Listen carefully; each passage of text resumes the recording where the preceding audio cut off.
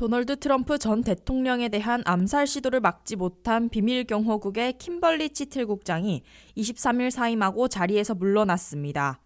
킴벌리 치틀 국장은 이날 비밀경호국 직원들에게 보낸 편지에서 최근의 사건에 비추어 무거운 심정으로 여러분의 국장직에서 물러난다는 어려운 결정을 했다고 밝혔습니다. 치틀 국장은 비밀경호국의 엄숙한 임무는 국가 지도자들과 금융기반 시설을 보호하는 것이라며 7월 13일 우리는 그 사명에서 부족했다고 자인하고 보안 실패의 모든 책임을 지겠다고 말했습니다. 킴벌리 치틀 국장은 하루 전날인 월요일 하원 정부감독위원회 청문회에 출두해 공화당은 물론 민주당 의원들로부터도 대통령 후보에 대한 암살 시도를 막지 못한 상황을 보면 무능의 표상이라며 사임하라는 압박을 받았습니다. 청문회장에서는 즉각적인 사임 요구에 대해 비밀경호국을 이끌 최적의 국장으로 생각한다며 거부했으나 하루 만에 사임한 것입니다. 시크릿 서비스, 즉 비밀경호국은 8,000명의 요원들이 대통령과 부통령, 대통령 후보들, 그 가족들에 대한 경호를 맡고 있습니다.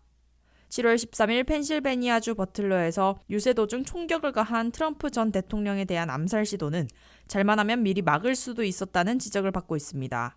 비밀경호국은 유세장 주변에 대한 경호와 보안 조치를 더 타이트하게 해야 했음에도 외곽 경비나 주변 건물 등에 대한 점검 임무는 로컬 경찰에게 맡겼던 것으로 나타났습니다.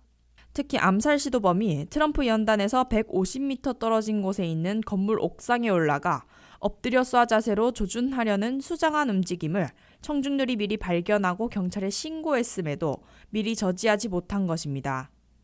더욱이 수상한 용의자를 포착하고 지역경찰이 비밀경호국에 통보했는데도 트럼프 전 대통령이 그대로 유세 단상에 올라 유세를 시작하도록 내버려둔 실수를 범한 것으로 성토당하고 있습니다.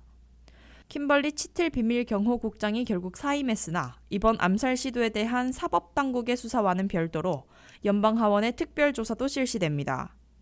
공화당 소속 마이크 존슨 하원의장과 민주당의 하킴 제프리스 하원 대표는 초당적인 태스크포스를 구성해 이번 암살 시도를 막지 못한 상황과 경호와 보안 실패 원인, 향후 재발 방지책 등을 마련하기로 했습니다. 공화당 7명, 민주당 6명으로 구성되는 태스크포스에게는 소환 파워가 부여돼 앞으로 치틀 전 국장이나 신임 비밀경호국장, 현장 책임자, 전직 전문가들을 소환해 원인을 파악하고 방지책을 마련하게 될 것으로 예상되고 있습니다. WKTV 뉴스 류령아입니다.